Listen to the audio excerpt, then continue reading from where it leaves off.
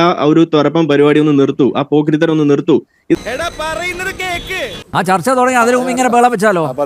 എന്തെങ്കിലും ജോലി ചെയ്ത് ജീവിച്ചു. ഒന്ന് അടങ്ങിയിരിക്കെ പ്ലീസ്. നിങ്ങളുടെ അടവ് എന്റെ അടുത്ത് ചെലവാകില്ലെന്നാ പറഞ്ഞത്. ഇതിപ്പോ ഹിജാബ് ഇട്ടാൽ എന്താ കുഴപ്പം എന്നാണ് ചോദിക്കുന്നത്. എന്റെ പ്രതീക്ഷകളെല്ലാം തകർന്നല്ലോ. നിങ്ങൾക്ക് യൂണിഫോം ഒരു സ്കൂളിൽ ഉണ്ടെങ്കിൽ അതനുസരിച്ചാൽ എന്താ? എന്തിനാണ് ആളുകളെ കൊണ്ട് ഇങ്ങനെ പറയിപ്പിക്കണേ? എന്തിനാണ് അത്തരത്തിലൊരു ചീത്തപ്പേര് ഇവിടെയുള്ള എല്ലാ മുസ്ലിങ്ങൾക്കും വെച്ചു കൊടുക്കുന്ന രീതിയിൽ? നീ ഒറ്റ ഒരുത്തം കാരണം മാനവ മര്യാദയ്ക്ക് ജീവിക്കുന്ന എനിക്ക് മനസമാധാനത്തോടെ വഴി നടക്കാൻ പറ്റാണ്ടായി. സമാധാനമായിട്ട് നിങ്ങൾ പറഞ്ഞാൽ ഈ പറയുന്ന സാധനം എന്ന് പറയുന്നത് ഇസ്ലാമിന്റെ കാഴ്ചപ്പാട്.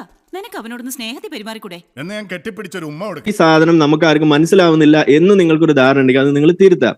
ഞാൻ ഇതൊക്കെ കേൾക്കണം. ഉപകരണം, ഒരു മതചിഹ്നം മാത്രമാണ് ഈ ഹിജാബ് എന്ന് പറയുന്നത്. അതെ, നീ ഈ പറഞ്ഞത് എനിക്ക് കുറച്ച് ഫീലിംഗ് ആയിട്ടുണ്ട്. ഒരു ഇക്വലൻസ്, ഇത് എവിടുത്തെ ന്യായമാണ്? നിങ്ങൾ ഏത് കോത്താഴത്തുനിന്നാ വരുന്നതെന്നാണ് എനിക്ക് ചോദിക്കാനുള്ളത്. നിന്നെ വെച്ച് നോക്കുമ്പോ ഗാന്ധിജി ഒന്നും അല്ലടാ. നാളെ തന്നെ ഡോക്ടറെ പോയി കാണിക്കണം. പാരമ്പര്യമായിട്ട് ഇതുവരെ ആർക്കും ഇല്ലാത്തതാണല്ലോ ഇത്. എന്ത് 10,000 രൂപ? അല്ല, ഭ്രാന്ത്. ഹോമിയോപ്പതി പൊട്ടത്തരമാണെന്ന് പറഞ്ഞത് പിൻവലിക്കണം കേട്ടോ. ചിറ്റപ്പാന്ന് മാത്രം ഞാൻ ഇതുവരെ വിളിച്ചിട്ടുള്ളൂ. എന്നെ കൊണ്ടൊന്നും പറയിപ്പിക്കരുത്.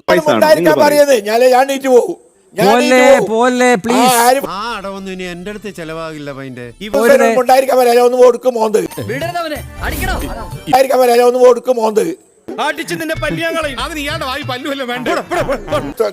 തടസ്സപ്പെടുത്തിയില്ലല്ലോ.